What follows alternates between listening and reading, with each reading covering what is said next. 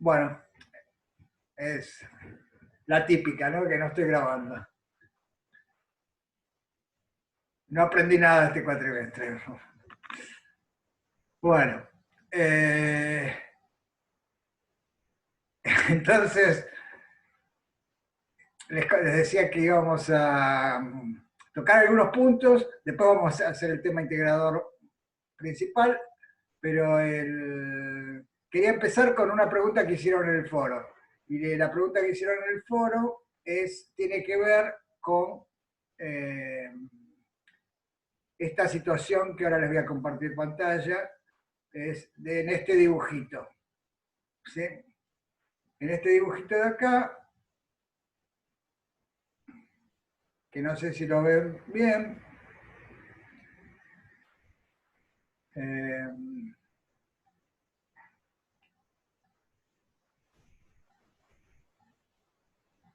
en este dibujito, ahí está, eh, preguntaban por qué el camino óptico lo hacíamos ¿por qué decíamos que la diferencia, por ejemplo, entre el rayo que sale de la fuente 1 y el rayo que sale de la fuente 2 está dada por delta? ¿Por qué desde acá, desde esta perpendicular hasta el punto P, no había diferencia de camino cuando obviamente las longitudes estas no parecen ser iguales? ¿No? Y entonces, ahí me dio la sensación de que a lo mejor no lo habíamos discutido lo suficiente a esto. No sé si todos tienen la misma duda. La pregunta entonces puntual es, ¿por qué cuando calculamos las diferencias de camino en interferencia o en difracción, que es lo mismo, este, trazamos una perpendicular a los rayos y entonces decíamos que a partir de esa perpendicular hasta el punto de Fraunhofer, hasta el punto P, el camino era el mismo? Claro, entonces acá Gastón hace una acotación, dice, yo entendía que la lente era solo para que los rayos, en vez de interferir en el infinito, interfieran en un foco. Perfecto, los rayos interfieren en el foco. Pero ahora, ¿cómo hago para contar el camino desde el punto P? Claro, cuando están en el infinito, es obvio que todos los rayos estos no se cortan, y entonces desde esta perpendicular amarilla o cualquier otra perpendicular hasta el punto P en el infinito, si no hay lente, el camino es el mismo. ¿Está bien? Ese es el primer punto, ¿no? Si no está la lente y el punto P está en el infinito, entonces el camino óptico desde cualquier línea punteada como esta que dibujé acá, es decir, desde cualquier plano perpendicular a los rayos, es decir, desde cualquier frente de ondas, el camino óptico era el mismo si el punto P está en el infinito, porque son todos rayos paralelos. Ahora, la duda que preguntaron en el foro era, ¿por qué cuando pongo la lente sigo diciendo que desde esta línea punteada hasta el punto P el camino es el mismo? Porque ahora ya no están en el infinito, ahora están acá en el foco. ¿Sí? ¿Entienden el problema? Esto me parece que no lo discutimos lo suficiente, porque esto tiene que ver con que, bueno, por un lado podría ser, el razonamiento podría ser ¿no? De que la lente cumple la función de llevarlos, la misma función que antes cumplía llevarlos al infinito. ¿Sí? Pero si uno se pone meticuloso y quiere entenderlo del todo, dice, pero ¿cómo? Pero ahora, ¿qué pasa? Acá en la lente es más delgada, acá es más gruesa, ¿sí? ¿Y por qué tienen el mismo camino óptico? Y la respuesta más sencilla, hay muchas maneras de responder esto, por ejemplo, agarrando, si uno sabe la forma de la lente, uno podría calcular los caminos ópticos y ver y demostrar que es así. Este, pero esta es una de esas cosas que discutimos varias veces, que cuando uno tiene varias maneras de ver el mismo problema, a veces una manera es más adecuada que la otra. Y acá la manera más adecuada es usar el principio de Fermat. El principio de Fermat dice que todos los caminos desde el punto, que el camino óptico que siguen los rayos para ir del punto A a un punto B es estacionario, ¿sí? Entonces, si nosotros pensáramos que todos estos rayos paralelos, que este frente de ondas punteado, este frente de ondas que está acá, ¿sí? Ahora olvidémonos de las fuentes, de las interferencias y todo eso. Solo pensemos que hay un frente de ondas inclinado, como este punteado que está acá, este frente de ondas, y que acá están todos los rayos, ¿sí? Y que acá está la lente. Este frente de ondas podría haber sido originado por una fuente puntual que no está sobre el eje horizontal de la lente. Es una fuente puntual que está por abajo del eje horizontal, ¿no? Con esta inclinación. Eso lo ven todos, que si este frente de onda plano es el límite de un frente de ondas esférico generado por una fuente puntual que está en el infinito. ¿Lo ven eso? Entonces, si este frente de ondas plano es el límite de una fuente puntual que está en el infinito, esa fuente puntual no está sobre el eje, porque si estuviera sobre el eje, este frente de ondas plano sería vertical directamente. Ahora, como está inclinado, esa fuente puntual que está en el infinito está por acá, por allá lejos, ¿sí? Pero por abajo del eje y formando el mismo ángulo que se ve acá. Y entonces, una fuente en el infinito se focaliza, una lente focaliza una fuente del infinito en el plano focal, en el punto P del plano focal. Entonces, fíjense que el objeto asociado a esta línea punteada sería una fuente puntual en el infinito, en menos infinito, ¿sí? Y entonces el punto P sería la imagen de ese objeto colocado en el infinito. Y entonces, por el principio de Fermat, todos los rayos que salen de ese objeto y llegan al punto imagen tienen que tener el mismo camino óptico. ¿Se dan cuenta? Entonces, como el camino óptico desde ese objeto en menos infinito hasta el punto P es el mismo, y yo puedo empezar a contar desde atrás, desde la imagen, y digo, desde la imagen para atrás hasta cualquier plano perpendicular a estos rayos, hay el mismo camino óptico, porque ese era el argumento de poner el objeto en el menos infinito. Y entonces, y ahí sí, ahora me olvido de esto de la fuente esta que me estoy inventando, y digo, bueno, hasta acá, siempre que haya un frente de ondas plano, desde cualquier plano hasta el punto P del plano focal, va a haber el mismo camino óptico. ¿Se dan cuenta? De tan sencillo, el argumento hasta es como un poquito, puede ser desconcertante al principio, no sé. Pero otro día yo lo respondí al foro y me pareció que, sí, que no sé, alguien dijo, a mí no se me hubiera ocurrido nunca. Pero, bueno, si no se les ocurrió es porque yo a lo mejor no lo remarqué demasiado, entonces, o no hice el énfasis necesario porque di por entendido que estaba claro que era por el principio de Fermat. Pero fíjense que acá entonces este problema de cómo hacer los cálculos en interferencia o en difracción, también podríamos usar este argumento tipo Fermat. ¿Se lo entendieron? ¿Todos tenían claro eso de por qué los caminos ópticos se calculaban así? Bueno, genial. Hay gente que lo tenía re claro, pero había gente que se desconcertó porque, y uno se puede desconcertar porque dice, pero ¿cómo? Acá el camino es más finito, la lente acá está más gruesa.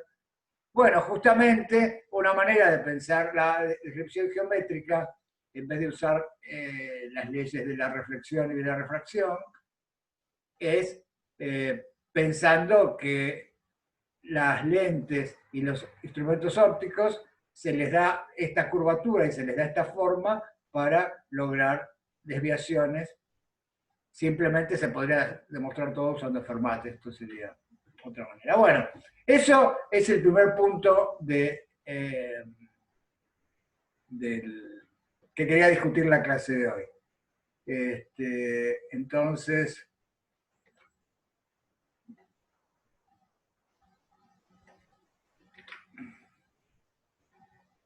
nada, no...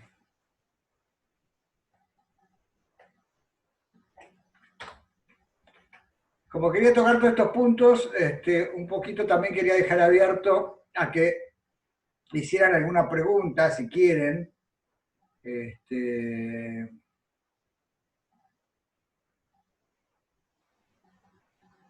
Si tienen alguna duda así de este estilo, fundamental, teórica, que quieran discutir.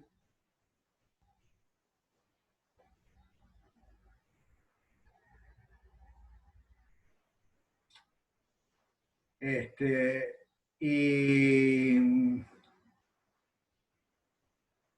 bueno, si no tienen ninguna, entonces otro punto que me gustaría tocar es preguntarles si tienen claro por qué la ecuación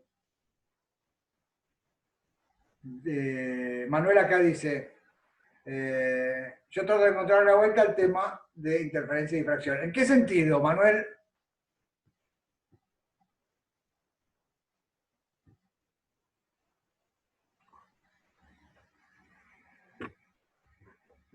¿Qué es lo que todavía no te hizo clic hoy?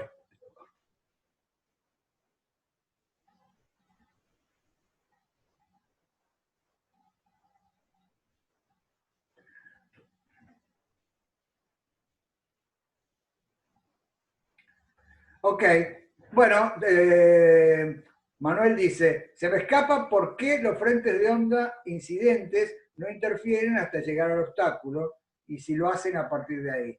No,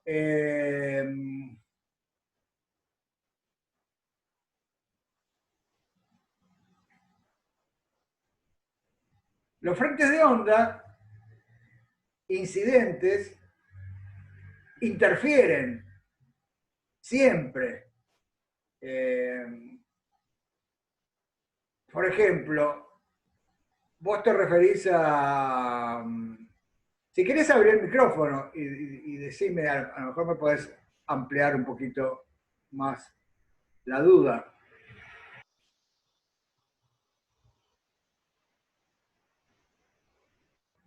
Buen día, Ricardo. ¿Qué tal?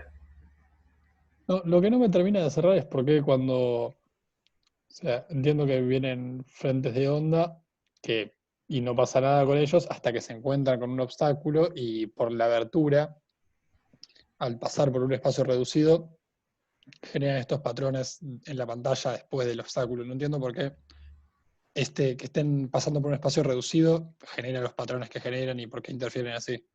Ok, te entiendo perfectamente. Ok, genial. Sí. A ver si tendría que hacer, a ver si puedo hacer un dibujito. Eh,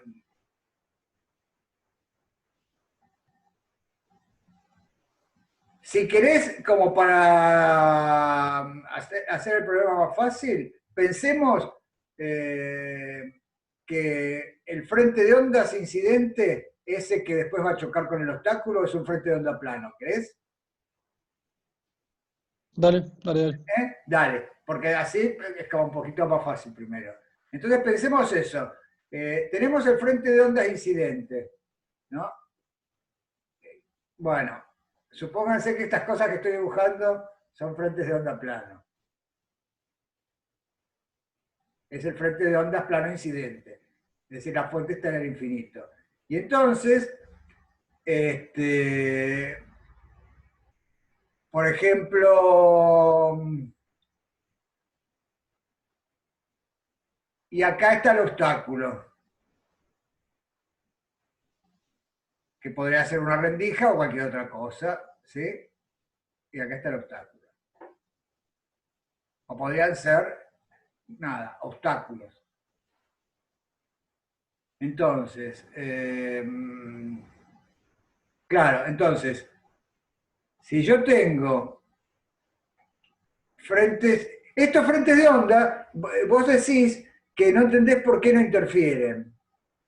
Por ejemplo, ¿eso sería la primera parte de tu pregunta? ¿Por qué estos frentes de onda no interfieren? Sí, sí, forma parte de la duda. Claro, forma parte, me pareció entender, ¿no? Entonces, estos frentes de onda, si uno los piensa en términos de Huygens, en realidad también existe en la propagación de este frente de ondas, existe interferencia. Existe interferencia porque cada punto de este frente de ondas es un emisor de onditas esféricas, ¿no? Bien, sí. ¿Sí? Entonces, acá tengo que cada punto es un emisor de onditas esféricas.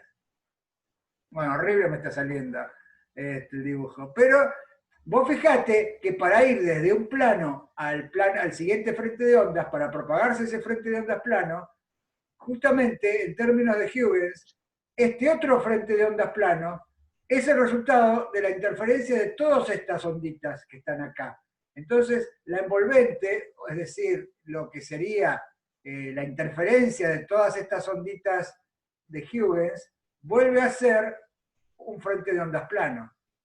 Y entonces, justamente al no estar obstruido, el frente de ondas anterior, al no estar obstruido, da como resultado de la interferencia de todas esas onditas elementales, da como resultado otro frente de onda. Entonces, antes del obstáculo hay interferencia. Está esta interferencia no obstruida que al no estar obstruida te estoy tratando de vender que da lugar a otro frente de ondas plano. Aunque en realidad, si ahora uno quiere buscar el defecto, dice, bueno, fíjate, esto es cierto, pero la envolvente, por ejemplo, si el frente de ondas termina acá, donde yo lo hice terminar, la envolvente no es como la dibujaste. Será por acá, será plano, ¿sí? Pero por acá se empezará a curvar, ¿sí? Porque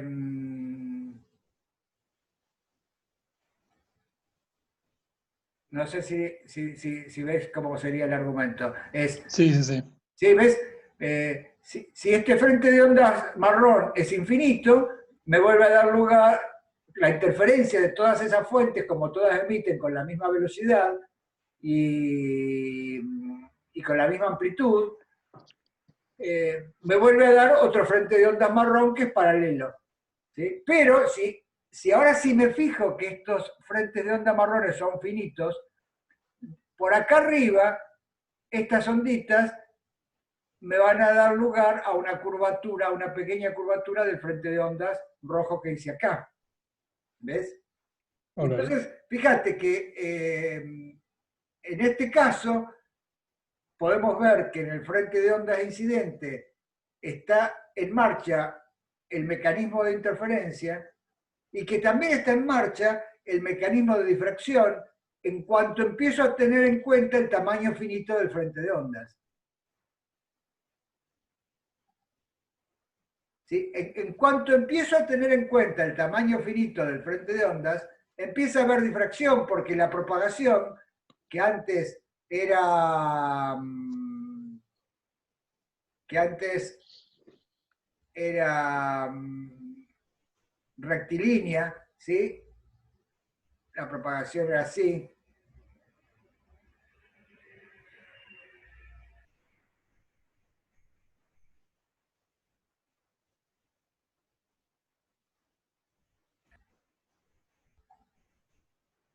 Si los frentes de onda marrones eran infinitos, la propagación era así.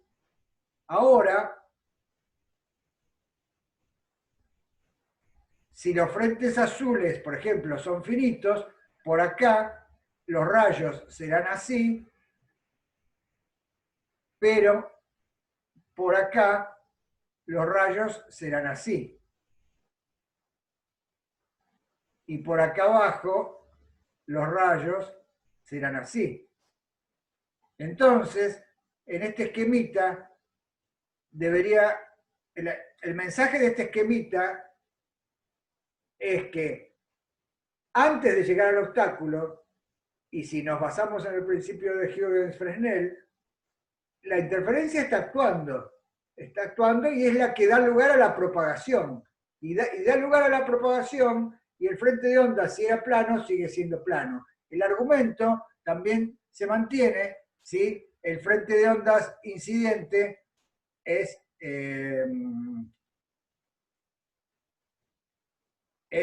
esférico. ¿Sí? Si el frente de ondas es esférico y es completamente esférico, no tiene bordes, un frente de ondas esférico me da lugar a otro frente de ondas esférico.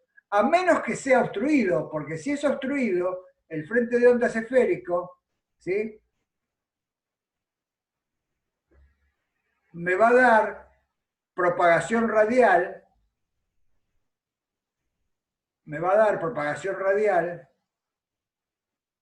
así, y así, allá.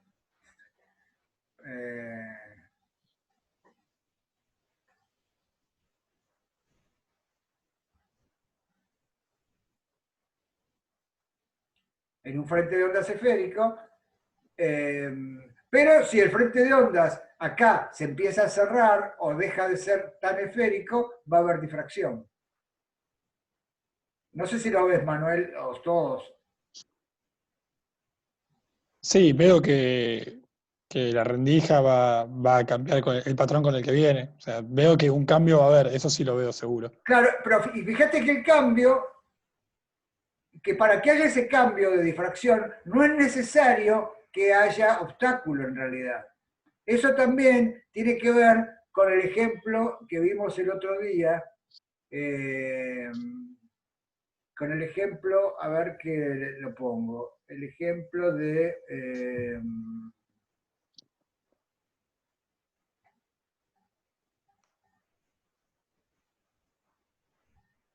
la clase pasada, a ver si lo tengo a mano.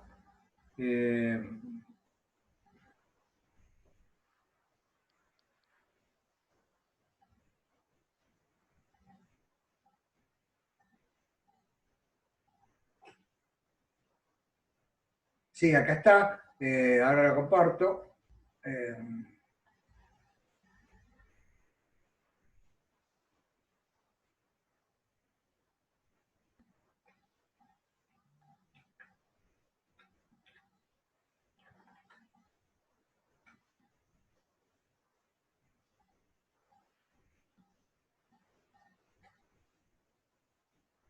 Ahí está. En este ejemplo, que yo decía que tenía un haz de un láser. El haz de un láser tiene un tamaño finito.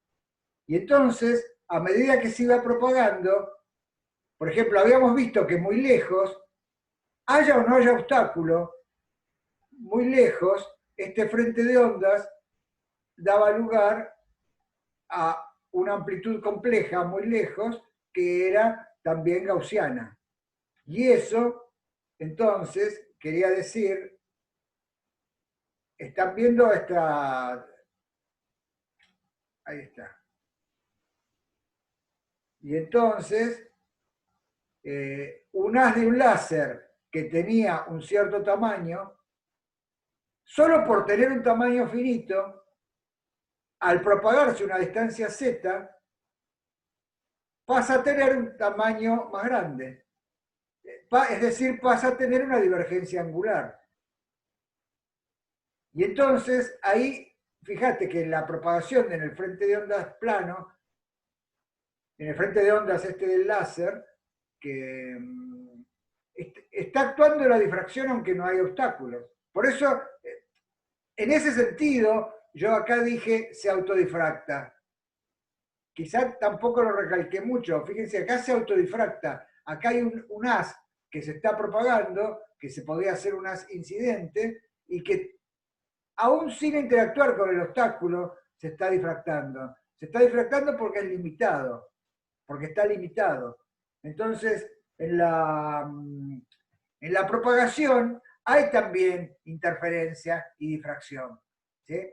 Lo que pasa que, como para estudiar el fenómeno, uno dice, bueno, adjudiquémosle la difracción al tamaño del obstáculo. ¿Por qué? Porque en general, si los obstáculos son grandes, o si los frentes de onda planos son lo suficientemente grandes, la difracción asociada, si el frente de ondas plano, dicho todavía más cuantitativamente, sería, si el frente de ondas plano tiene un tamaño de muchísimas longitudes de onda, entonces esa difracción no se va a notar. En cambio, si el frente de ondas tiene un tamaño chiquito comparado con la longitud de onda, entonces ahí se empieza a notar la difracción. Y se empieza a notar, esté el haz ya limitado propagándose o interactuando con un obstáculo. Claro, acá Gastón dice, ahora que lo pienso, es muy común dibujar a la luz ensanchándose al avanzar. Claro, porque, y es por ese motivo, hay un ensanchamiento angular asociado al tamaño finito del haz, que se puede remediar haciendo cada vez más grande el haz. Y entonces ese fenómeno de ensanchamiento es menos notable, pero en la realidad no existen esos frentes de onda infinitos. Entonces un poco lo que hicimos en el curso también es algo que se hace casi siempre en física, y es tratar de separar los fenómenos. ¿Sí? Entonces, como decir, en la difracción de Fraunhofer, el frente de onda es plano. ¿Sí? Las aberturas están iluminadas por frente de ondas planas. Cuando se dice frente de ondas planas, se está queriendo decir frente de onda plano infinitos. Entonces, no hablamos de la difracción antes de llegar al obstáculo. ¿Está bien? Y nos concentramos en la difracción asociada al obstáculo, que la controlo manejando el tamaño del obstáculo.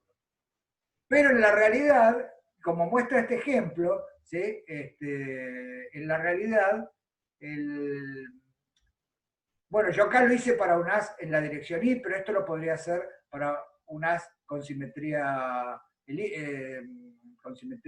cilíndrica, ¿no? Y que esta coordenada Y, en vez de ser una coordenada Y, fuera la coordenada radial ρ, ¿no? Y entonces sería justo un haz más realista, ¿no?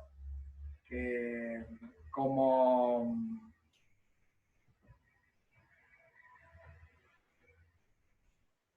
Yo había visto un dibujo en el Sketch, pero ahora no sé si lo voy a encontrar.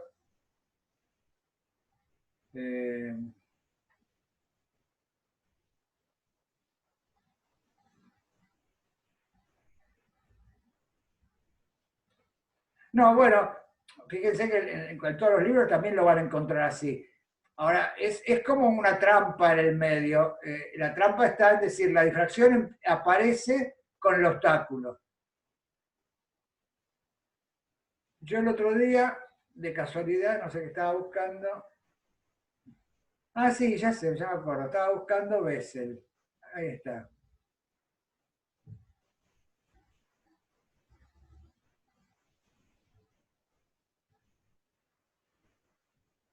Estaba buscando Bessel.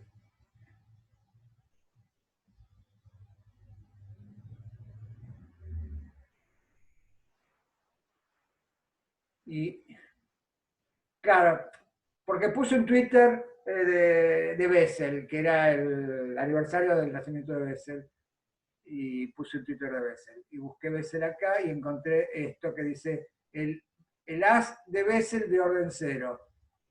¿Sí? Justamente,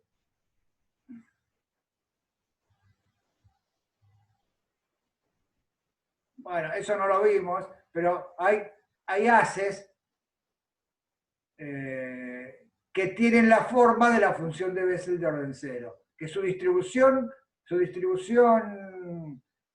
en la dirección perpendicular a la dirección de propagación, esto no lo estudiamos, pero por ejemplo podríamos tener un haz que viaja en la dirección de Z, pero que su distribución radial perpendicular a Z y angular, ¿no? En el plano perpendicular a Z, en vez de ser gaussiana, como la que yo di en el ejemplo y la que estábamos viendo recién, es una distribución que tiene la forma de la función de Bessel de orden cero. Y eso se llaman haces gaussianos, perdón, haces de Bessel, ¿no?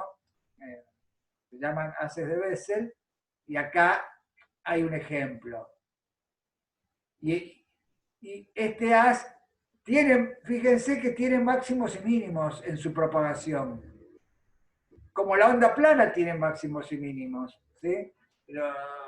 Hay máximos que son, hay planos donde la perturbación es máxima y hay planos donde la perturbación es mínima. Acá hay otros, en el haz de Bessel, hay lugares que son circunferencias o cilindros donde el haz tiene máximos y mínimos. Y acá está un haz de Bessel. Le repito, esto no lo vimos, este tipo de haces, pero son afines al haz gaussiano que mostré. Y creo que había visto otro dibujo que estaba bueno, pero nada, ya que estamos,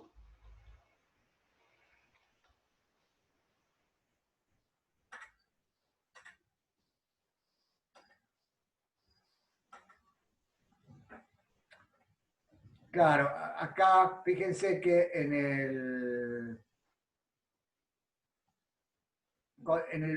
Hedge, cuando habla de ondas cilíndricas,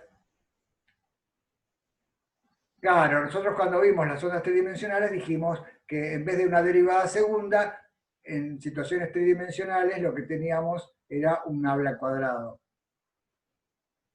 ¿Sí?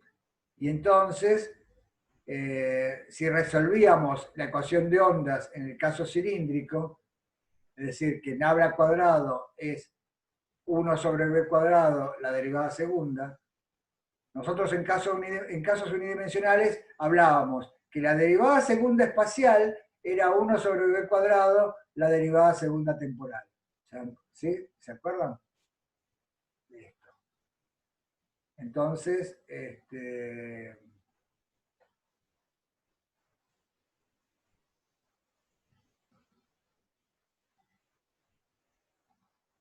tengo justo la ventana del Zoom arriba de este, no lo veo. Ahí está.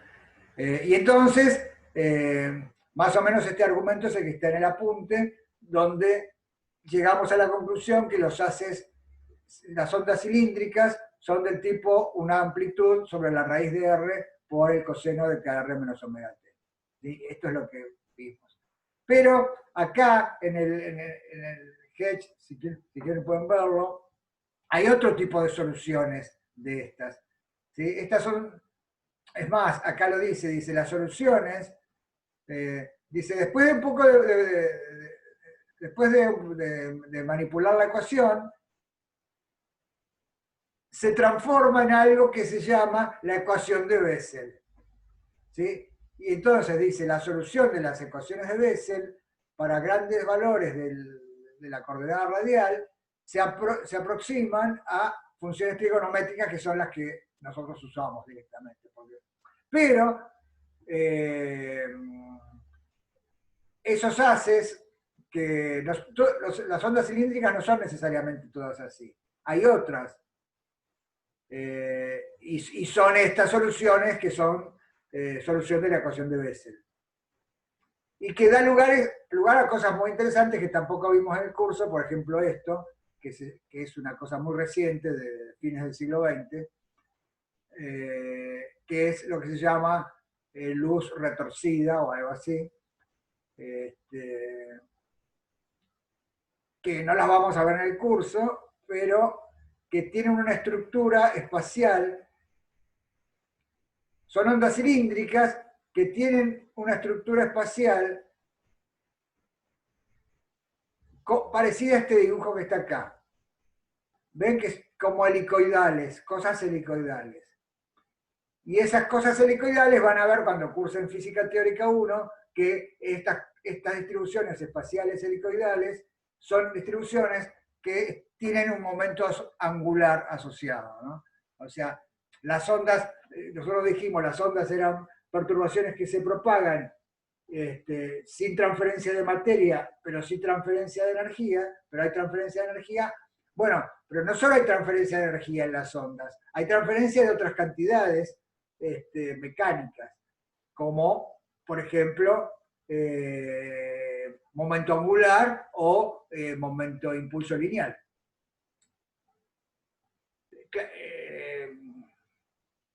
Todo es energía, pero digo, si uno hace un balance de impulso lineal, que no lo hicimos, uno podría hacer un balance de impulso lineal transportado por la onda. Y entonces, si la onda transfiere impulso lineal a un objeto, en definitiva, por Newton, al haber una variación de impulso lineal, le transfiere, hay un cambio en el impulso lineal del objeto, y entonces le está transfiriendo una fuerza. O sea que fíjense que, bueno, en las ondas mecánicas no nos asombraba para nada eso de que se transmitiera una fuerza, que la energía estuviera asociada a una fuerza que hacía restitutiva. ¿Sí?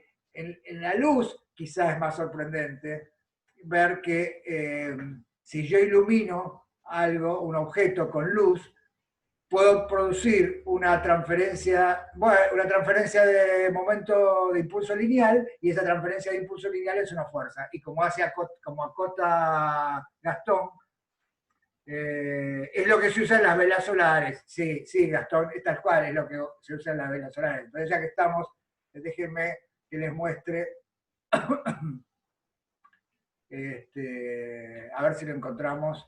Hay una... A ver.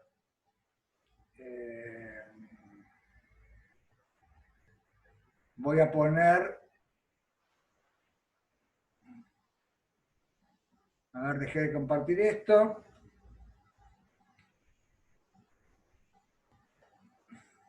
Sí, voy a poner esto, a ver. Y voy a compartir la pantalla. Esta.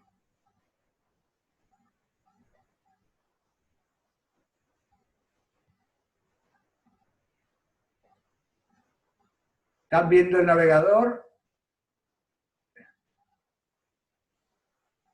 Genial. Voy a correr estas pantallas que me molestan de acá, estas ventanas, y por ejemplo, si yo pusiera... en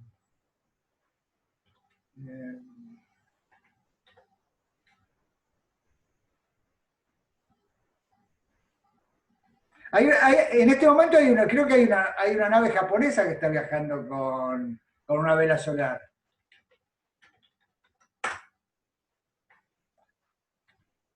Acá está.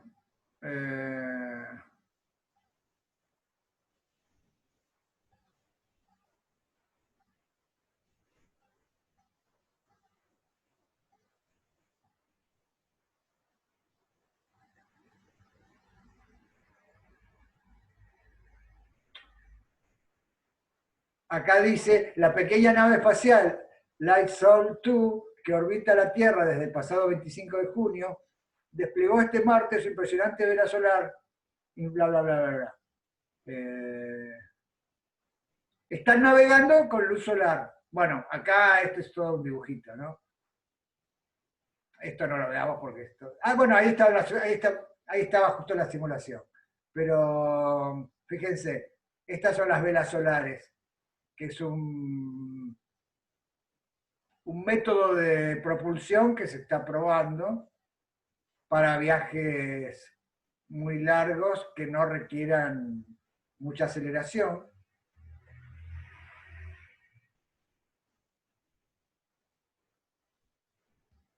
Y justamente, bueno, tiene que ver con eso. Tiene que ver con que se despliega una gran superficie que refleja o que absorbe. Lo importante es que la radiación incidente le transmite impulso lineal. Y entonces, al cambiar su impulso lineal, se ejerce una fuerza sobre el objeto.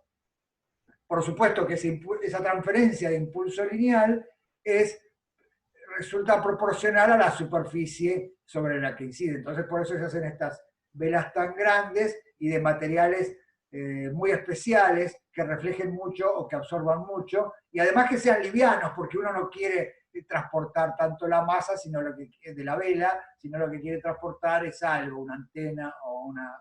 Entonces, se trata de fabricar materiales muy delgados para que sean muy livianos y que tengan propiedades de interacción con la radiación interesantes, ¿sí?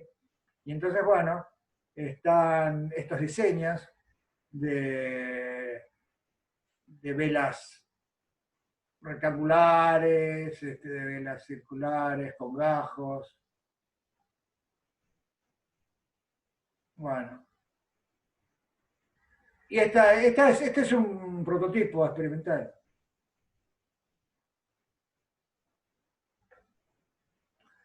Bueno, ¿cómo caímos en la vela solar? Bueno, caímos con la vela solar por eso, porque estábamos hablando, no me acuerdo, de la luz esta retorcida. No, bueno, no importa, está bien, Gastón, está genial porque esta clase va a ser la última clase y quería que la usáramos para discutir cosas y no seguir acumulando conocimientos, sino más bien compactar conocimientos y tratar de... Entonces, está muy bien discutir esto. Si bien es cultura general, y lo van a ver después bien cuando se estudie cómo se le puede asignar propiedades mecánicas a la radiación electromagnética o a cualquier otra forma de onda, pero bueno, la radiación electromagnética es la que estamos viendo y quizás la más sorprendente en este sentido, porque uno no esperaba que pasaran estas cosas. En el caso de la luz retorcida, esa que se llamaba The Twisted Light, hay unos, van a ver en Wikipedia, hay unos dibujos muy lindos. Porque esta luz retorcida tiene asociado un momento angular. Entonces hay una transferencia de momento angular puede producir. Y esa manera en que se controla el impulso angular de esa radiación es algo que hoy en día se trata de hacer. Bueno, es más, hay justamente en pocos días va a haber un congreso que es dedicado todo a Twisted Light.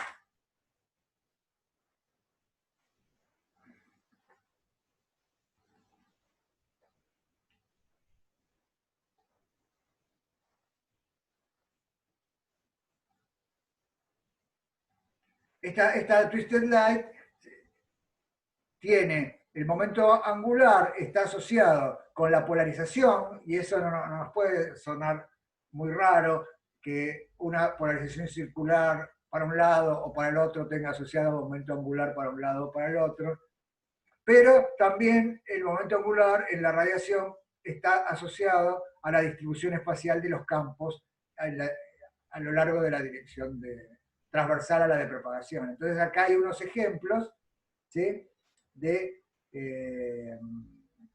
distintos haces que tienen distintas cuantificaciones del momento angular.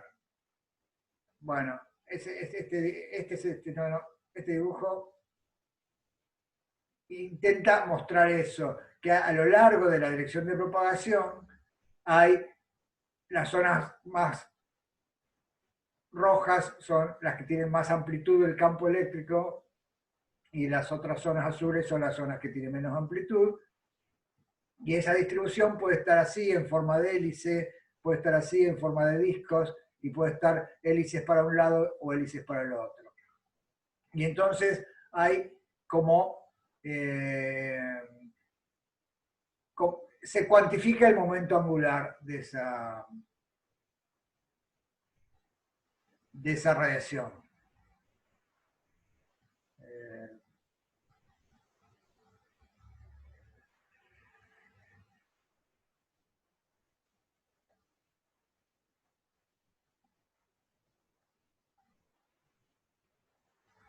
Claro, y es un tema muy candente. Esto está en la frontera, en este momento, del conocimiento, porque todo lo que es interacción, radiación, materia a nivel nano es algo que no está explorado, que recién se está empezando a explorar, porque recién se pueden controlar esas cosas. Entonces, Por ejemplo, bueno, esto es un blog que describe la interacción de la luz que lleva momento angular orbital en sistemas de estado sólido.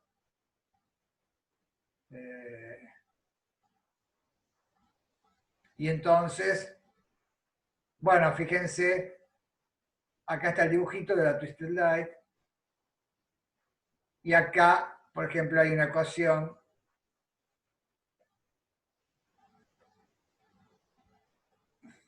que lo amplío simplemente para que se vea, que son todas cosas que ahora ya nos tienen que resultar familiares. La función de onda, que depende, es algo que se propaga en Z, fíjense, y que tiene una dependencia en el plano perpendicular a Z. Estas cosas no las vimos, estas dependencias, por ejemplo. Pero fíjense, hay una dependencia radial que tiene que ver con una función de Bessel y también una dependencia angular que tiene que ver con esas hélices que vimos. ¿Sí? O sea que a esta altura, esto sí lo entienden, ahora no tiene sentido y nos vamos a poner a hacer la cuenta de eso. Pero bueno, está bueno que sepan que existen estas cosas. Manuel dice, ¿las lineales tienen momento angular? Las lineales tienen momento angular. Bueno, el momento angular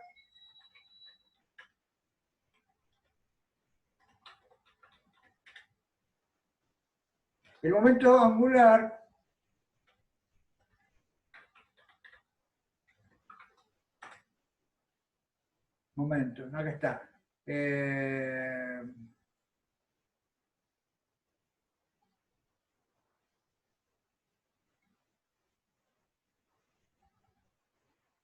El momento angular hay de dos tipos. Un momento angular asociado a la polarización, y en ese la polarización lineal no tiene, una onda plana linealmente polarizada no tiene momento angular, Manuel. Esa sería la respuesta a tu pregunta. No tiene momento angular porque no tiene una distribución radial de campo. O sea, las lineales no tienen momento angular de este que se llama momento angular de spin, porque se llama spin simplemente porque tiene que ver con el vector, con el vector perturbación. O sea, el momento del que estoy hablando es el que se llama momento angular orbital y que tiene que ver con la distribución de campos. Y entonces el orbital versus, bueno, ven, por ejemplo, orbital angular momentum versus circular polarization. O sea, puede ser un momento angular asociado a la polarización, que es el que se llama de spin, y en ese contexto las lineales no tienen un momento angular, pero también puede haber otro momento angular, que es el que se llama orbital, que tiene que ver con estas distribuciones raras. ¿Ven? Estas que salen todos estos dibujos, si quieren explórenlos, pero ¿ven? Son este tipo de haces donde hay una dependencia, acá lo que está tratado de indicar es eso, que hay una dependencia de los campos en R, sí, una dependencia en R y en phi, y entonces una lineal sí puede tener momento angular orbital, claro. Una onda lineal puede tener momento angular orbital siempre que tenga estas distribuciones de campos, así. Y entonces hay todo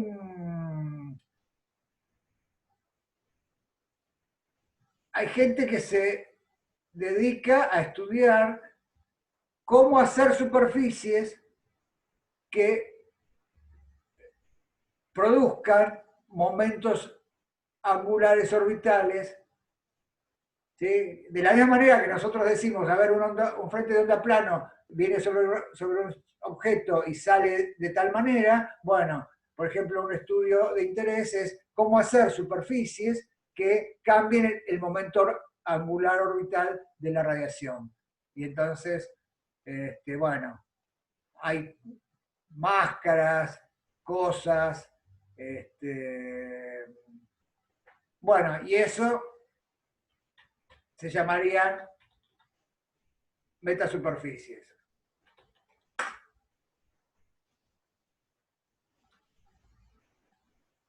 Este es otro campo de investigación muy actual, que es el campo de las metasuperficies.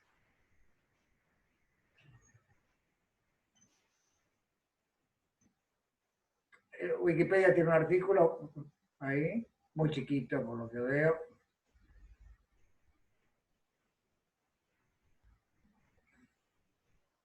Es este mismo. Pero fíjense, ¿qué son los metamateriales y las metasuperficies? Bueno, ven las metasuperficies, este es un ejemplo, ¿no?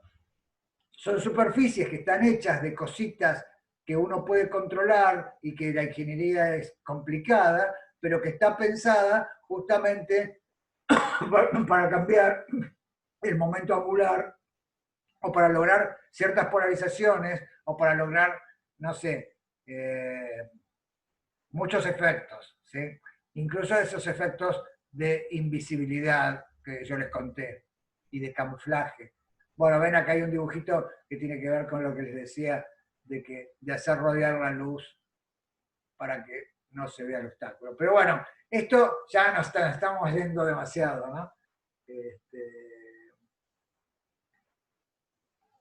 Claro, estas metasuperficies están pensadas, se están fabricando para eso, para lograr cambiar el momento angular o para hacer ciertas cosas con el momento angular.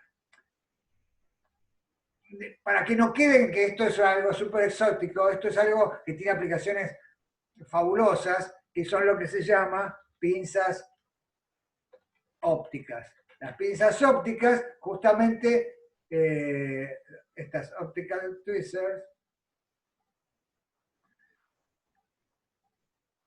bueno, hay un Nobel asignado a esta fabricación y al efecto de las pinzas ópticas.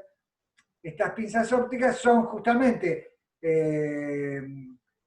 maneras de diseñar haces de luz que puedan hacer rotar muestras o cosas nanométricas y que puede ser desde a ver cómo rotar una bacteria para verla en el microscopio y todo es mediante transferencias de fuerzas, impulsos lineales e impulsos angulares. Bueno, incluso se puede hacer levitación óptica. Y bueno, fíjense, este artículo es larguísimo. Estaba buscando alguna foto interesante, pero en realidad todo se trata de que estas pinzas ópticas, yo puse, vamos a poner en inglés, optical tweezers,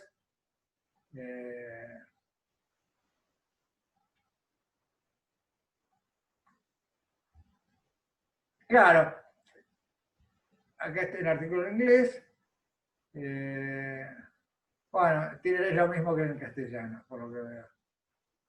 Pero la idea es tratar con estas, fíjense, por ejemplo, con estas pinzas ópticas uno puede empezar a manipular cosas de biofísica. Por ejemplo, no sé, moléculas que controlen algo biofísico. Y entonces, nada, esto fue un premio Nobel de hace un par de años. A ver, Nobel, ¿qué está? Sí, hace un par de años. Acá está, quizá este es el...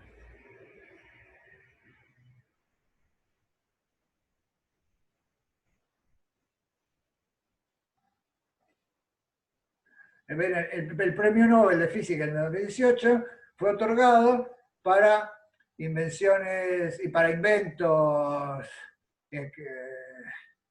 extraordinarios en el campo de la física del láser. Una mitad a Arthur Ashkin por las pinzas ópticas y sus aplicaciones a sistemas biológicos. Y la otra mitad a Gerard Moreau y Donna Strickland por sus métodos para generar pulsos de láseres ultracortos. Así que los láseres ultracortos son los que se usan, por ejemplo, en medicina láser. Bueno, a ver si volvemos a Física 2 ahora. Bueno, son las 10, quizá es un momento de hacer el intervalo para no seguir divagando con esto. De todas maneras, está bien que lo sepan.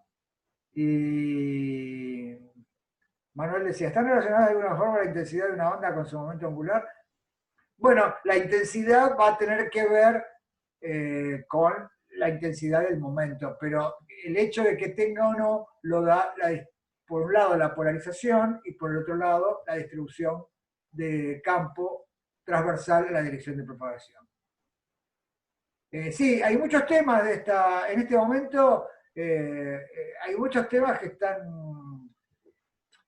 La óptica y la fotónica están en todos lados, en todas las fronteras, aunque no sean dedicadas directamente a óptica y fotónica. Por ejemplo, como hablábamos el otro día del interferómetro que se usa para el estudio de ondas gravitacionales.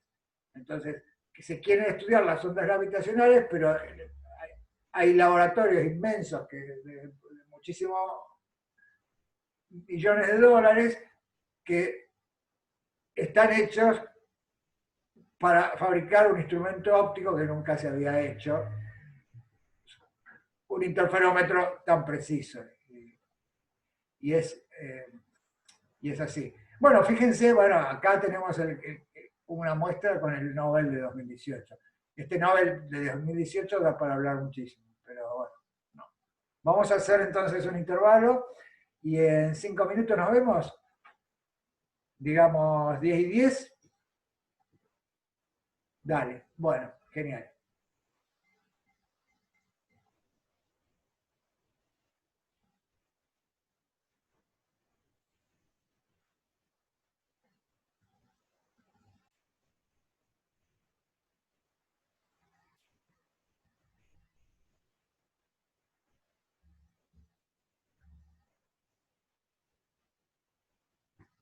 Bueno, vamos a seguir con la clase. Entonces, bueno, en la primera parte, nada, discutimos algunos temas y nos fuimos ya un poco. Pero bueno, son todas cosas que tienen que ver con las ondas y que van a retomar más adelante en la carrera. Para hoy me tenía pensado también hacer un tema integrador que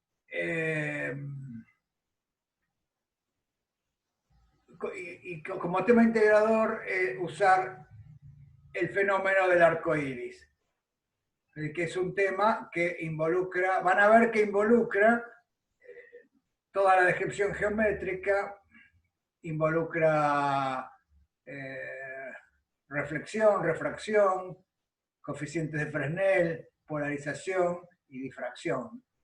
O sea que en el fenómeno del arco iris están involucrados todos los temas que vimos en la segunda parte del curso. Por supuesto que, bueno, un estudio profundo de eso llevaría mucho tiempo, pero las cosas más elementales estamos en condiciones de entenderlas con los elementos que vimos en el curso, y entonces, bueno, es una forma de ponernos a prueba, es ver eso. Así que voy a seguir algunos lugares donde eso está simulado también, donde también hay unas simulaciones, entonces directamente lo vamos a ver en los sitios web que tengo elegidos. Voy a compartir, a ver, vamos a compartir esta pantalla, ahí está. Bueno, esto es lo que vimos recién, que ya no lo quiero, esto no lo queremos, esto no lo queremos, esto sí. Y entonces, directamente les muestro este sitio web y otro que después vamos a ver, pero que está interesante y así ya lo pueden consultar directamente de acá. Bueno, todos vieron arcoiris y bueno, acá dice que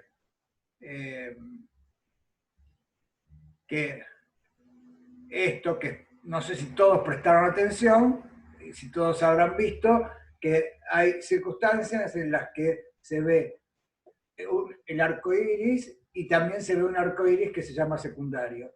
Este arco iris se llama primario y este arco iris se llama secundario. ¿Sí? Y entre los dos arcoíris, eso estoy casi seguro que nadie le prestó atención, pero la próxima vez que vean un arcoíris, miren que hay una banda oscura, es una banda que está más oscura que el resto, y esa se llama la banda de Alejandro, en honor a un filósofo griego, Alejandro de Afrodisias. 200 años antes de Cristo. Y también son visibles, a veces, pero ya es más raro verlo, una serie de bandas débiles que están por abajo del arco que se llama primario y por afuera del arco secundario. En esta foto algo se ve.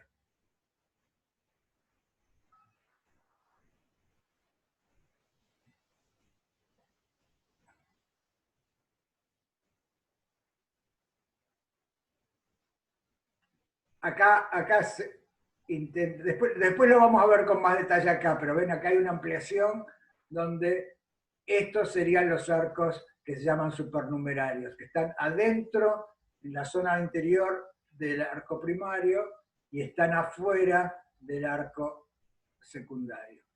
Entonces, en este breve repaso integrador del curso, usando el arco iris, vamos a ver por qué se produce el arco primario, por qué se produce el arco secundario, por qué los colores en el arco primario son en orden justamente inverso a los colores en el arco secundario, qué tiene que ver la banda de Alejandro y qué tiene que ver con la polarización y la difracción.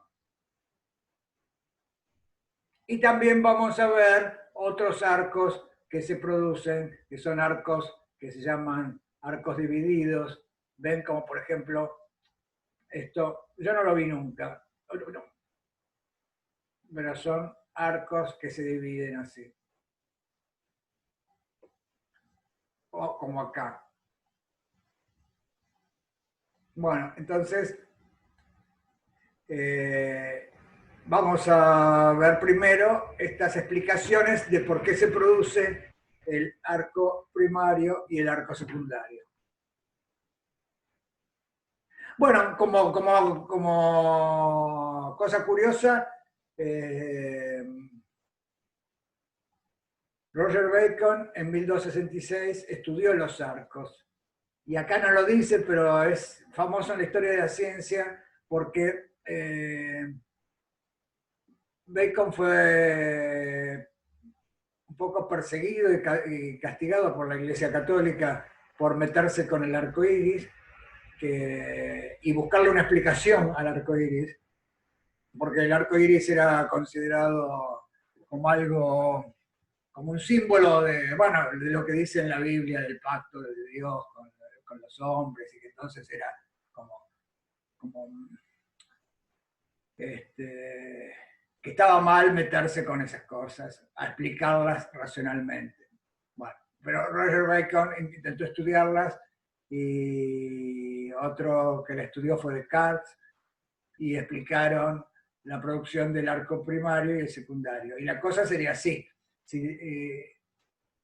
Es la interacción de la luz solar con las gotitas de agua suspendidas en la atmósfera, dan lugar a que los rayos entren en la gota, se refracten y se reflejen y sufran distintos números de reflexiones internas, y entonces, según el número de reflexiones internas que sufrió el rayo dentro de la gota, estamos viendo con una reflexión el arco primario y con dos reflexiones el arco secundario. Entonces prestemos atención a eso. Fíjense, acá está la luz del sol, viene, por ejemplo, este rayo que impacta en la gota acá, entonces parte se refleja, que no está dibujada la parte que se refleja porque sería para acá arriba, otra parte se refracta, donde la dirección radial es la dirección normal en esta gota, parte se refracta, llega a la segunda superficie, llega a la superficie de atrás de la gota y se refleja, ¿sí? Y cuando se refleja llega a la otra parte de la gota, se refracta, otra parte se refleja, que no está dibujada, y esta parte se refracta y llega al ojo del observador. En cambio, hay otras trayectorias que tienen otro parámetro,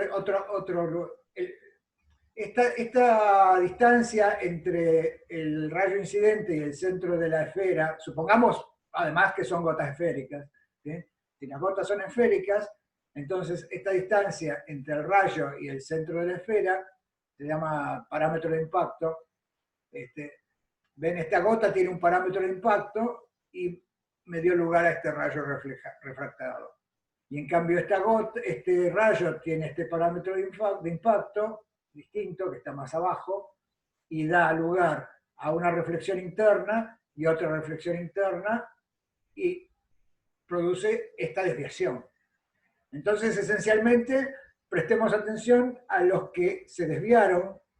Viene la luz solar y se desvía porque se refleja una vez en la superficie interna de la gota, como este rayo que está acá, y después a estos que tienen otro parámetro de impacto y que se refleja dos veces en la superficie interna de la gota. Y entonces tiene esta desviación.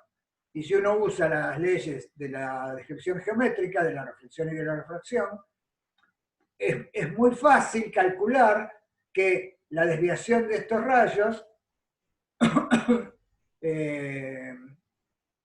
estos rayos incidentes que venían del Sol, ¿sí? Los que se reflejaron una vez se desviaron 42 grados respecto a la dirección incidente, y que los que se reflejaron dos veces se desviaron 50 grados. Bueno, y esto es más o menos, porque depende, fíjense, entonces acá aparece, primero, el fenómeno de la descripción geométrica, de la refracción. Segundo, aparece el fenómeno de la dispersión cromática, porque el índice de la gota de agua depende de la frecuencia, es decir, la velocidad de fase de la luz dentro del agua depende de la frecuencia. El agua se comporta dispersivamente, es un medio dispersivo, y el índice entonces depende de la frecuencia. Y entonces las desviaciones, como están involucradas las refracciones en la superficie de la gota, las desviaciones dependen de los colores. Entonces, esto de 42 y 50 se refiere a un color, pero otro color se desvía a unos ángulos que son levemente distintos a 42 y 50. ¿Sí? Y entonces, acá, fíjense, ya hay dos cosas en juego que mencionamos en el curso, que son las leyes de reflexión, la ley de la descripción geométrica, la ley de la reflexión, la ley de Insal, la dispersión cromática, y bueno, una vez terminado Física 2 estamos en condiciones de calcular todo, podríamos calcular todo esto, fíjense. Entonces, sabiendo cómo depende el índice del agua, cómo depende del color, podríamos calcular las desviaciones para cada color. Y entonces vamos a ver que esto que les decía acá, que el rayo que se reflejó solo una vez, podríamos calcular los distintos ángulos de transmisión para los distintos colores, y entonces, sabiendo los valores del índice, veríamos que el rojo se desvió más que el azul. ¿Sí? Y acá, al haber una segunda reflexión, vamos a ver que el orden de los colores es inverso. O sea que acá viene azul-rojo y acá rojo-azul.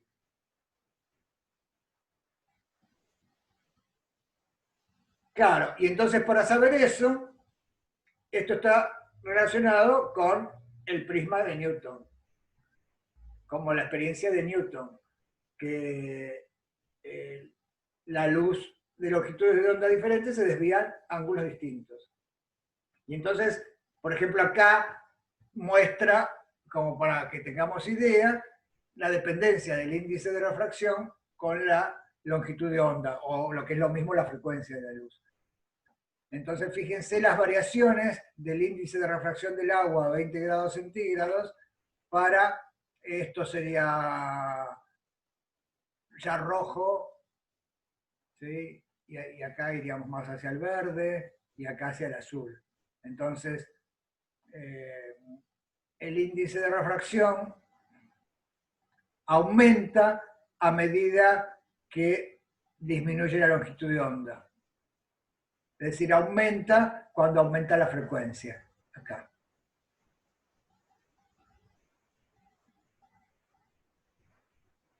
Y entonces, bueno, estos son mediciones, ¿ven? Estas son mediciones que se obtuvieron.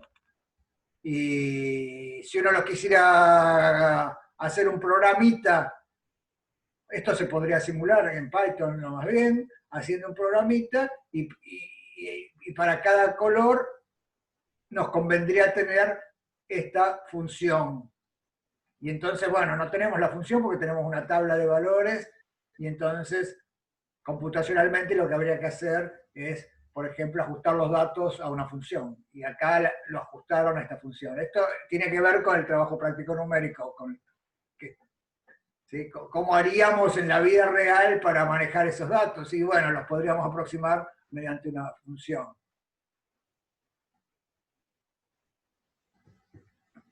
Y acá, bueno, está hecho en MATLAB, creo, pero bueno, no importa, lo podríamos hacer en Python o más bien. Y entonces, ven acá, ajustan los índices con esta función. Y entonces después se puede hacer, calcular esto ya directamente con más detalle. El rayo incidente llega al punto 1 y se refleja. Esto no forma parte del arco iris, este rayo azul. En el mecanismo del arco iris está involucrado, entonces, este rayo transmitido que llega al punto 2, parte de este rayo que llega al punto 2 se transmite, y eso no está involucrado en el arco iris, y otra parte se refleja y llega al punto 3. Y esa parte que llega al punto 3, parte se transmite y da lugar al arco primario, ¿sí? Y parte se refleja y llega al punto 4. La que llega al punto 4, parte se transmite, que contribuye al arco secundario, y otra parte se refleja, y así podríamos seguir los distintos rebotes que hace el rayo dentro de la gota. Y claro, pero teniendo en cuenta que fíjense que en cada una de estas, y acá es donde intervendrían los coeficientes de Fresnel. Cuando hablamos de los coeficientes de Fresnel, tendríamos que tener a mano los coeficientes de Fresnel, porque tendríamos que estimar qué parte del rayo incidente, de la energía del rayo incidente, se refleja y qué parte se transmite. Y como eso depende de la polarización, entonces, si miramos el arco iris con polarizadores, vamos a ver que hay diferencias entre el arco primario y el arco secundario, y que hay diferencias y que aparece la polarización. Entonces, ¿cómo haríamos para estimar? Con lo que aprendimos en el curso podríamos estimar todo esto, ¿sí? O sea, sería, por ejemplo, una linda práctica numérica estudiar esto. Y bueno, entonces lo que hay que hacer es empezar a aplicar, ¿no? La ley de Imsal, donde se tendría el ángulo incidente, sería la dirección del rayo incidente, y la normal a la superficie esférica, que no está dibujada porque sería la dirección radial acá. ¿Sí? Y entonces habría este rayo rojo, se desvió y forma con la dirección radial un ángulo R. O sea que ¿cuánto se desvió el rayo rojo del refractado del rayo incidente? O sea, para estudiar el fenómeno del arco iris está bueno seguir, ver cuánto se va desviando el rayo incidente. No me importa tanto en qué dirección vino el rayo incidente, si vino de más arriba o de más abajo, porque eso depende de la altura del Sol, sino que lo que importa es cuánto se desvía, cuánto lo va torciendo los distintos fenómenos que aparecen acá. Entonces, fíjense, si el incidente formaba un ángulo I con la normal, el refractado forma un ángulo R con la normal. ¿Sí? Y entonces, pero lo que importa es la orientación relativa entre el incidente y el refractado. Y la orientación relativa entre el incidente y el refractado es I menos R. ¿Sí? Es decir, que el rayo refractado cambió de dirección un ángulo I menos R. ¿Sí? Y después venir este que cambió su dirección, un ángulo I menos R, incide en el punto 2 y se refleja. Y cuando se refleja, cambió su dirección. Ahora, si acá venía con R con la normal, acá se desvía otro R por el ángulo, por la ley de la reflexión, y entonces, en realidad, si medimos la desviación con respecto a este rayo refractado, la desviación sería pi menos 2R en realidad. Entonces, en cada reflexión hay un pi menos 2R. Y después se transmite, y cuando se transmite al exterior de la gota, incide con un ángulo R con respecto a la normal y sale con un ángulo I con respecto a la normal. Por reversibilidad, ¿no? Si acá venía con I y salía con R, acá llega con R y sale con I. Y entonces,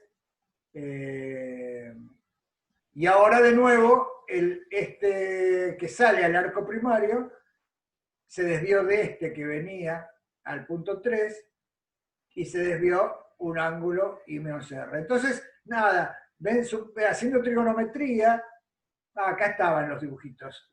¿Sí? O sea, este era I, este era R, y entonces este es R de nuevo, y este por reflexión es R, y este incidente es R, y por transmisión es I. Y entonces interesa cuánto se desvió el rayo que salió, que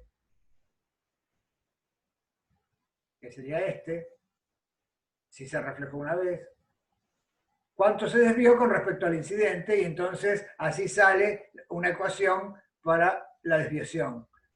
Es el I menos R inicial, y después pi menos 2R en cada reflexión, entonces acá ponen K, que cuenta el número de reflexiones, y después viene un I menos R final, que es el de acá.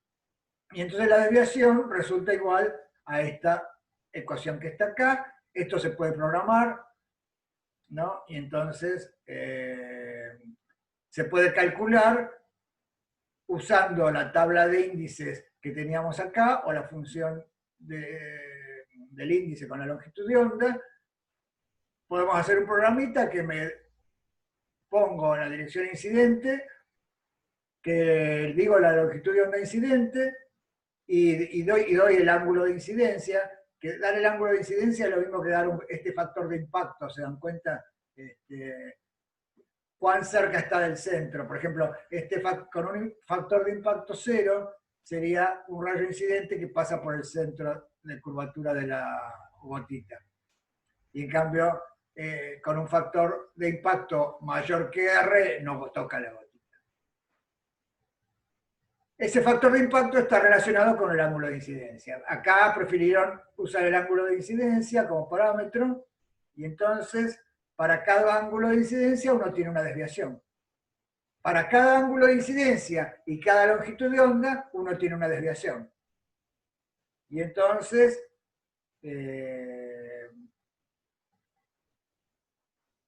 la cosa sería así, fíjense, acá estaría graficado los distintos parámetros de impacto, cómo dan lugar a distintos rayos.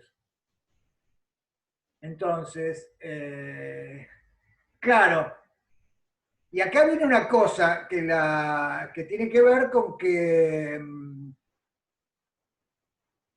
los que yo veo como arco iris son los que corresponden a un ángulo de incidencia tal que la desviación sea casi insensible a ese ángulo de incidencia. ¿Sí? Porque, por ejemplo, acá tengo distintos ángulos de incidencia y acá tengo distintas desviaciones. Para ver ese apelotonamiento de rayos azules, rayos rojos y rayos de colores intermedios, eso lo voy a ver en aquellos ángulos de incidencia tales que la desviación varíe poco cuando varía el ángulo de incidencia. Y eso es lo que se llama, ese es el rayo cartesiano que ocurre cuando la derivada primera de la desviación con respecto al ángulo de incidencia es 0. ¿Sí? Entonces cuando es decir, en un máximo o en un mínimo. Y eso es el arco primario o el arco secundario. Corresponde a máximos y mínimos de la desviación con respecto al ángulo de incidencia.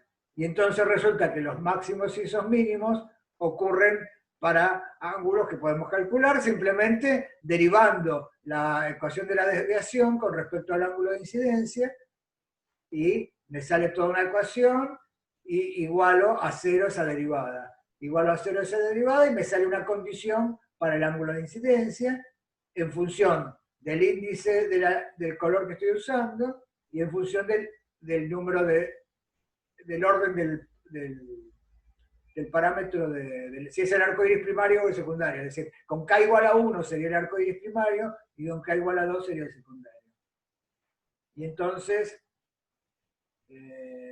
esto me permite sacar una ecuación que me permite despejar el ángulo de incidencia para el primario y el secundario, el ángulo de incidencia que da la desviación mínima. ¿Sí? Entonces ese correspondería a lo que se llama el rayo cartesiano, es este rayo celestito que está acá, ¿ven? Que es donde ven que acá las desviaciones son bastante insensibles, salen casi todas en la misma dirección. Y entonces eso corresponde a este parámetro de impacto. ¿Sí? Otros parámetros de impacto, fíjense una cosa, ¿no?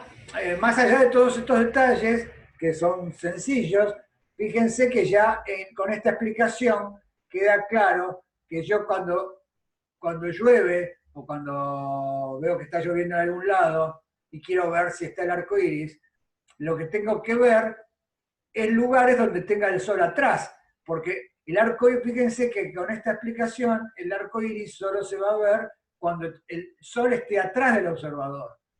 ¿Sí? Y otra cosa también interesante, ¿no? Y es que cada persona ve su arco iris particular, porque cada persona ve desviaciones distintas. Un observador que está más fuera del papel vería lo mismo, pero sería otro arco iris, porque serían otros rayos, ¿no? En ese sentido.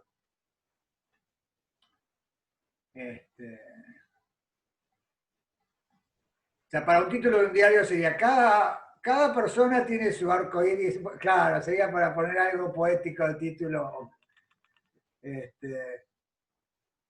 Está demostrado que cada uno tiene su arco iris particular. Sí, es lindo, ¿no? Lo que pasa es que son todos iguales. Pero bueno.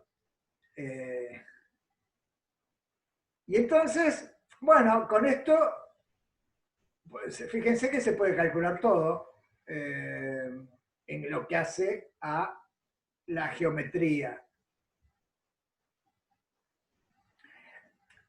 Y si uno reemplaza lo que sale de derivar la desviación igualada a cero, despeja y después lo reemplaza y calcula la derivada segunda, puede ver que la derivada segunda es positiva, ¿sí?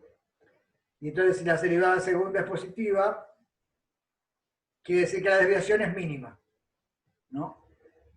Porque en un mínimo la derivada segunda es positiva.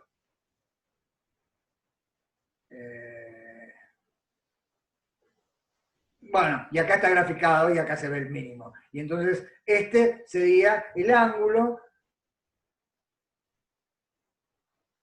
de incidencia que está relacionado con el parámetro de impacto para el color rojo de 671 nanómetros. El valor mínimo que se obtiene con esos valores de índice es para un ángulo de incidencia 59,5 y que corresponde a una desviación mínima de 137,6. Y entonces, fíjense que así la descripción geométrica me permite, ahora voy, miro el arco iris y digo, a ver, sí, está a 137,6, entonces esto funciona y podemos explicar muchas cosas. Podemos explicar por qué el arco iris primario está donde lo estamos viendo y por qué el arco iris secundario está donde lo estamos viendo. Lo que no podemos explicar con la descripción geométrica, y acá entonces entra el otro tema integrador, es qué intensidad relativa tienen estos arcos primarios y arcos secundarios y cómo están polarizados. Y entonces para eso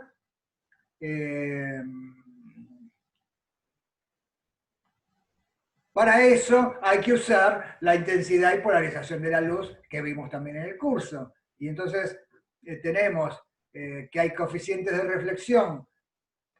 Claro, la luz que viene del Sol viene con una polarización natural y tiene tanto de la polarización perpendicular al plano de incidencia como de la polarización contenida en el plano de incidencia. Entonces, para cada arco iris individual que ve cada persona, está definido un plano de incidencia. Y en ese plano de incidencia, ahora le tendríamos que poner, sumando el tema de polarización, que hay polarizaciones perpendiculares al plano del dibujo y polarizaciones que están contenidas en el plano del dibujo. Y entonces, con las fórmulas que están en la punta y las fórmulas que también creo que dio Paulina, que son de los coeficientes de Fresnel, acá se llaman Rn y Rp, lo que yo llamé Rs y Rp. Claro, ¿se acuerdan que la S venía de perpendicular en alemán? Y acá, bueno, pusieron N de normal. Genial. Entonces, están usando el campo eléctrico normal. Sí, perfecto, Maximiliano. Eso era. Algo así. Y entonces acá está la polarización normal y acá está la polarización paralela. Y entonces están los dos coeficientes de reflexión. Lo que está dentro del paréntesis es el coeficiente de reflexión para las amplitudes y el módulo cuadrado de eso es el coeficiente de reflexión para la intensidad. Y como nosotros estamos midiendo la intensidad, estamos viendo la intensidad, hay que usar eso. Este sería el coeficiente de reflexión para la polarización normal al plano de incidencia y este sería el coeficiente de reflexión para la polarización perpendicular. Y entonces, por conservación de la energía, si se reflejó esta fracción, se transmitió esta fracción. las dos fracciones, la transmitida más la reflejada, tienen que dar 1. Entonces, la transmitida es 1 menos esto. Solo sabiendo el reflejado, el coeficiente de Fresnel de reflexión, podemos, si se conserva la energía, podemos ver el coeficiente de Fresnel para la intensidad transmitida. Y entonces, bueno, ahora hay que usar esto. Vamos a calcular los coeficientes para cada color. Fíjense que aparecen los índices, entonces también en los colores me va a alterar el espectro original que venía de la luz del sol, porque a cada color le va a hacer algo levemente distinto en cuanto a su intensidad reflejada y transmitida. Y entonces en el arco iris primario viene una intensidad incidente, y usando el coeficiente de estos coeficientes, hacemos la cuenta y sale que el que se transmitió adentro de la gota tiene el 88% de la intensidad incidente. Se reflejó el 12% ahí. De la polarización normal al plano. Pero la polarización que está en el plano se transmitió, como se reflejó distinto, ¿sí? Porque se acuerdan que una curva iba por arriba sin tener un 0 y otra curva llegaba a un 0 y después iba para arriba. Entonces, por eso los coeficientes de reflexión son distintos para distintos ángulos y los coeficientes de transmisión también. Fíjense que acá ya hay se ve que ya hay una polarización. Fíjense, este sería un ejemplo genial para entender la polarización parcialmente polarizada. La luz que se transmitió acá ahora está parcialmente polarizada, porque tiene más de una componente que de la otra, mientras que al incidir tenía igual de las dos componentes. Entonces la transmitida acá está parcialmente polarizada, con más de la polarización paralela al plano que de la polarización perpendicular al plano. Es una diferencia ya apreciable, ¿no? Esto es 0.99 versus 0.88. Y ahora esto se va a multiplicar porque ahora va a haber una nueva reflexión y una transmisión, y entonces repetimos el proceso para no hacérselo largo. Después mírenlo ustedes, porque la idea era ver cómo se involucraban todos los temas en este arco iris. Y entonces se repite la proporción de luz reflejada y la proporción de luz reflejada para una polarización y para la otra.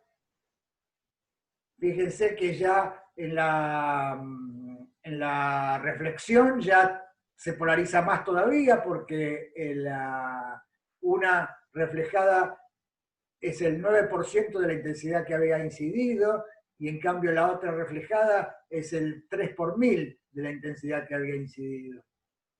Y ahora la luz atraviesa la gota de nuevo y sale al arco iris primario, y entonces volvemos a aplicar las cosas, los coeficientes de Fresnel, y sale que la luz transmitida polarizada normal tiene el 8% de la intensidad incidente, y en cambio la otra, la paralela, tiene el 3 por 1000. Y bueno, ya esto ya nos muestra que la luz está en el arco iris, va a estar polarizada. Y que la polarización va a ser distinta, el grado de polarización va a ser distinta en el arco iris primario y en el arco iris secundario. Nada, es seguir aplicando recursivamente las cosas. Entonces, nada, acá tienen, por ejemplo, para simular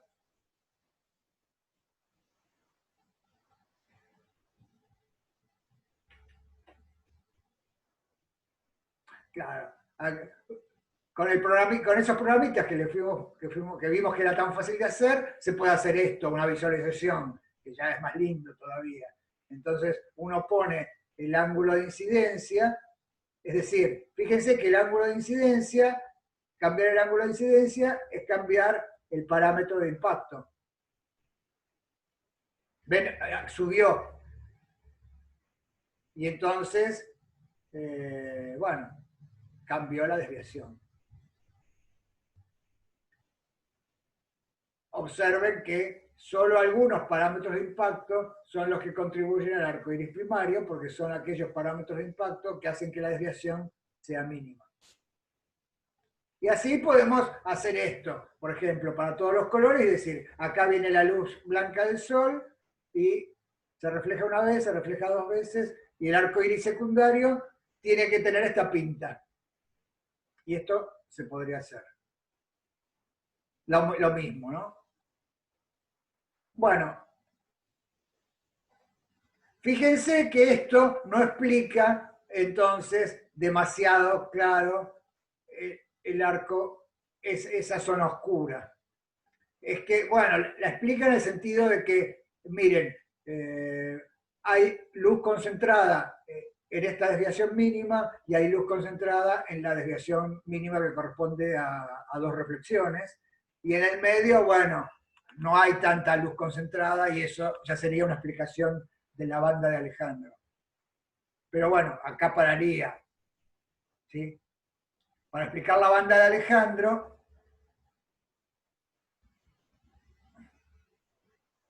y los arcos supernumerarios de los que no hablamos, que corresponderían a distintos Ks, a K mayores que 2.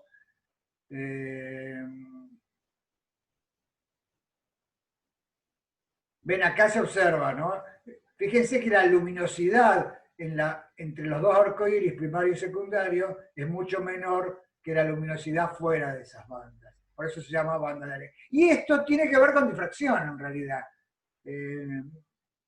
Lo que pasa es que tiene que ver ya con la difracción de gotitas más chiquitas, donde la descripción geométrica no vale, o con descripción de gotitas más grandes, donde las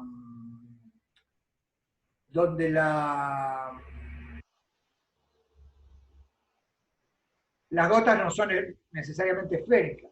¿Sí? Nico pregunta, ¿por qué toma la forma de arco? Bueno, una forma sencilla de pensar por qué toma la forma de arco es, pensemos una gota y pensemos que pensemos que eso tiene, estos dibujitos que vimos acá tienen simetría.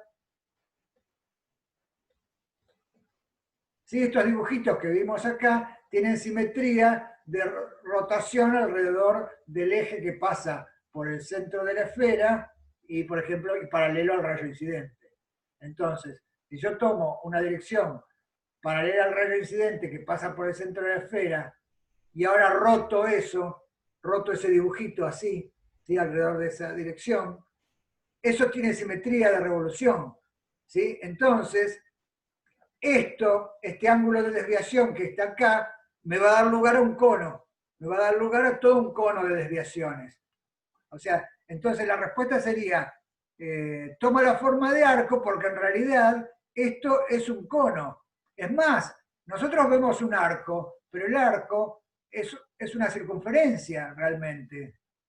Eso no lo había preparado, pero por ejemplo, si uno mira el arco iris de un avión, acá está. Es un círculo completo.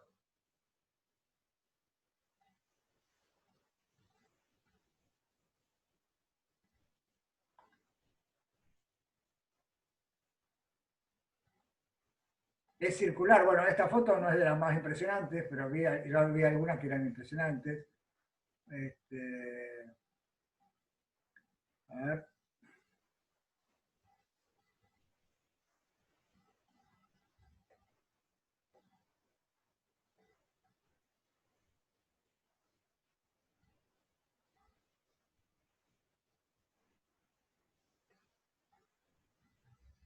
No sé cómo vinimos a parar acá.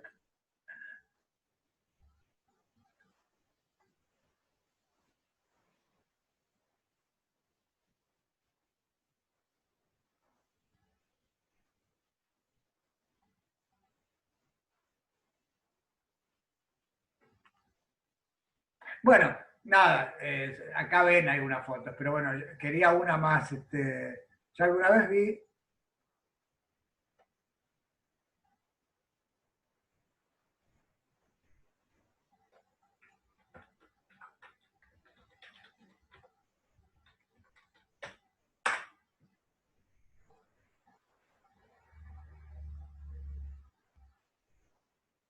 Bueno, incluso fíjense, no hace falta un avión.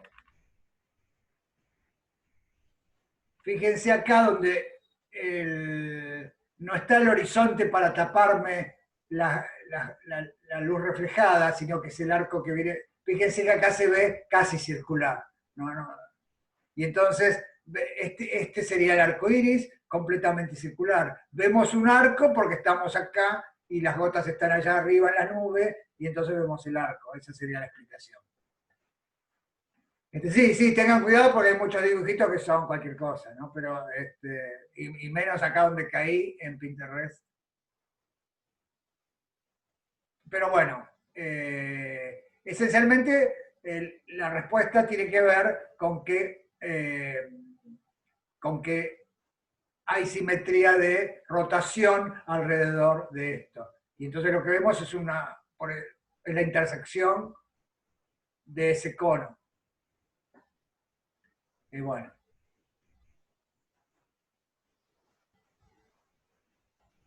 Nada, yo pensaba que iba a dar esto en toda la clase, y entonces también podríamos haber visto esto de los supernumerarios, pero no, ya no tiene sentido. Se lo dejo para que lo miren. Lo que quería que vieran es esto. Fíjense, todas las cosas que están integradas en un fenómeno natural como el arco iris, que ahora simplemente espero que lo miren de otra manera y presten mucha atención cuando vean el próximo arco iris. Bueno, yo cuando descubrí esto me pasaba sacando fotos de arco iris. Y todavía sigo sacando, pero es que uno empieza a mirar las cosas, prestar más atención. Y entonces presten atención a eso, y acá están explicadas muchas cosas. En esta página en particular, que es de física atmosférica. Está muy interesante porque muestra otros fenómenos que no solo son el arco iris, sino que son los halos y todas esas cosas que vemos con las nubes, la luna, etcétera.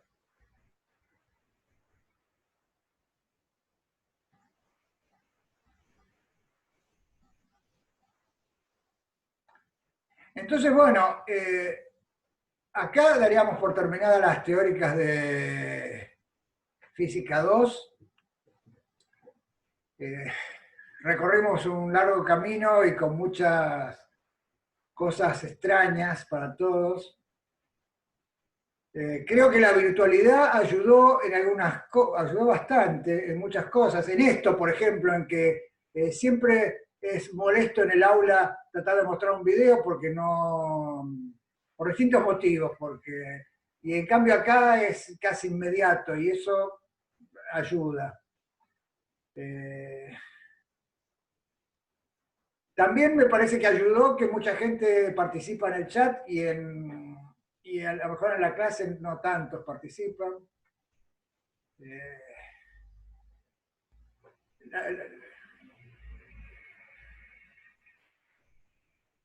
Sí, Gastón dice, no nos queda una clase más el martes. Sí, queda una clase más el martes, pero la voy a dejar para que preparen el parcial, porque para no seguir acumulando cosas, la voy a dejar. Ahí veo que está Luz. Buenas. Hola, Luz. ¿Cómo andás? ¿Qué tal? ¿Todo bien? Así que bueno, me suena raro despedirme sin conocerlos más que por los avatares y por algunas fotitos. Espero que cuando termine la pandemia y nos crucemos en la facultad, va a ser raro porque yo cuando veo a un alumno nos saludamos en el bar y decimos hola, ¿qué tal? Y ahora no. Sí, nos conoceremos en el final, está bien. Y si no, espero que cuando nos crucemos me digan, hola, soy Gastón o soy Camila. Ayer estaba pensando en eso. Digo, la única manera de poder conocerlos es que ellos nos reconozcan a nosotros. Tal Porque cual, tal cual. O que me encuentren en la parada del colectivo y me digan, hola, soy Gastón, soy Camila, soy en un momento había Maximiliano. tenido, en un momento tuve la loca idea de decir, cuando volvamos a la pandemia, hacemos Hola, Manuel. ¿Qué tal, un Ricardo? encuentro. Prendo la cámara, así me reconocen por lo menos. eh, Genial. Sería una buena opción, prendan las cámaras. digo, por ahí nos podemos encontrar en el bar de allá de Campo Deportes y vernos las caras, ¿no? Hola, Nico. Hola, Facundo.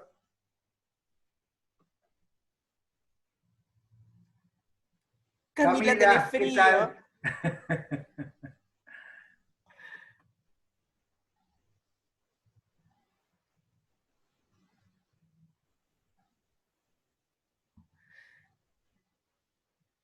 Hola, ¿se me ve? Sí, Sí, Gastón. ¿qué tal, Gastón? ¿Qué tal? Un gusto. Igualmente. Queremos ver a los canarios, Gastón. Ah, sí. A ver, no sé si van a ver. Hoy están callados. Ah, mira, Ah, genial. son un montón. Sí, sí, hay mucho. Con razón tanto alboroto. Hola, Lautaro. Ahí me parece que Vicente. Ah, pero esto no va a salir, ¿no? Veo que siguen grabando, no va a salir en el video, ¿no? Claro Ah, que sí. lo apagamos. No, ¿por qué?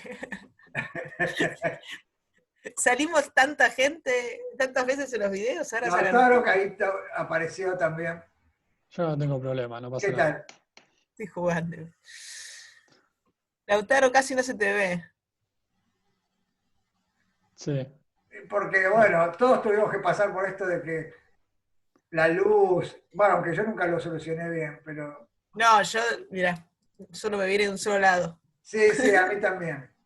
Pero un día se me ocurrió ver videos de cómo usar Zoom y había gente que tenía unos reflectores increíbles adelante, un montaje de estudio de televisión y de... este, sí, sí, que bueno, yo no pude. Estudiamos cosas sobre la luz, pero no la podemos solucionar. Es un Sí, sí, mucho hablar de la luz, pero acá estamos como en la Edad Media, con una vela, con la luz del sol estoy yo ahora.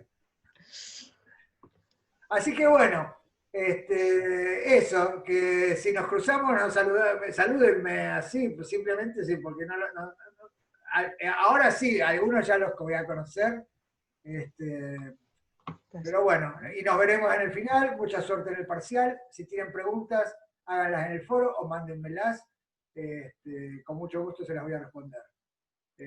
Fue un curso muy lindo y la verdad que son unos genios en haber seguido el curso en estas circunstancias.